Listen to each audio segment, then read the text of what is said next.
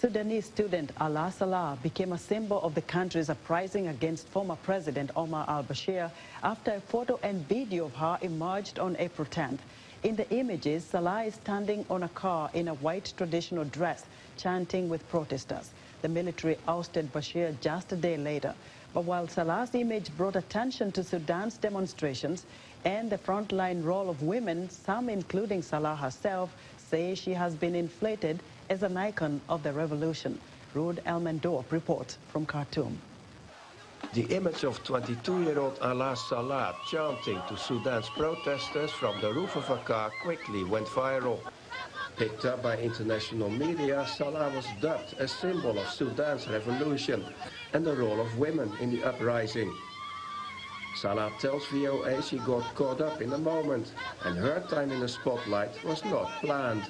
It began when I was in the revolution area and found a group of girls there behind the car.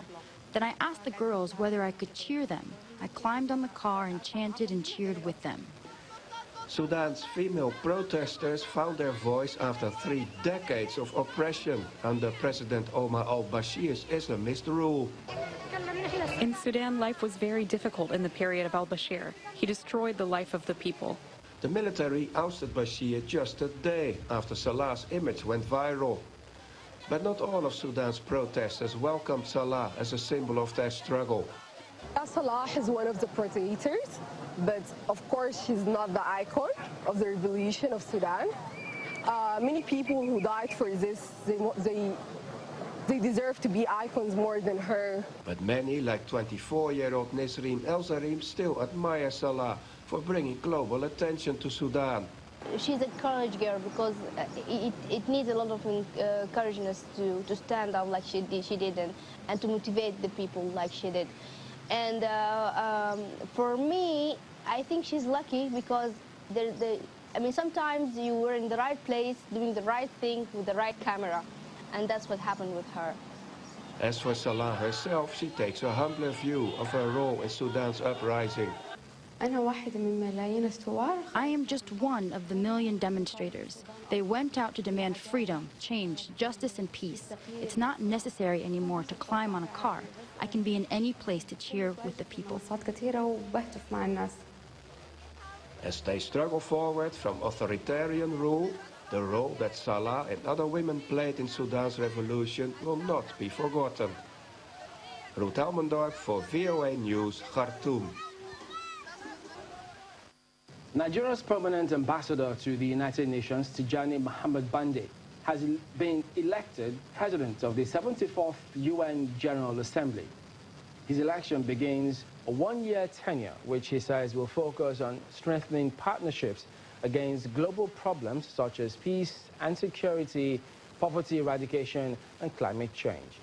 His first speech as president of the organ in New York highlighted his plan to prioritize the implementation of the 2030 Agenda for Sustainable Development. Inside the General Assembly Hall at the United Nations headquarters, representatives of member countries witnessed the emergence of Ambassador Tijani Muhammad Bande as president of the 74th UN General Assembly, the second Nigerian to hold the office. De la Asamblea General en su 74º periodo de sesiones. Taking the podium after his election, the new president pledges to make the implementation of the 2030 Agenda for Sustainable Development and other existing mandates a priority. The implementation of existing mandates and the 2030 Agenda, with particular focus on peace and security, poverty eradication, zero hunger, quality education, climate action and inclusion will constitute the major priority of my presidency. As the United Nations has not met the expectations of its founding fathers in terms of preventing many violent conflicts and mass atrocities, we have to assume collective responsibility to make the world a better, safer, and more peaceful one. The promotion of human rights and the empowerment of women and youth deserve special attention, and I will be devoted to the promotion of gender parity throughout the whole UN system, starting from my own office. taking cognizance of the fact that next year will see the commemoration of the 75th anniversary of the creation of the United Nations. Professor Bande says this presents a unique opportunity for the United Nations and world leaders to work towards reducing the trust deficit between nations. The General Assembly must play its role in bridging the gaps and promoting collective action to address all international issues that deserve attention, with close coordination and collaboration with the Secretary General, Security Council, and ECOSOC. The UN Secretary General, while congratulating the newly elected president, says he believes that having an African and a Nigerian as the president will aid the organ's efforts to address the development issue in Africa and other parts of the world. And as a Nigerian and an African, you have invaluable insights into the continent's challenges, such as the Sahel and the Lake Chad Basin, and more broadly, into the challenges our world faces across the three pillars of our work: peace, sustainable development, and human rights.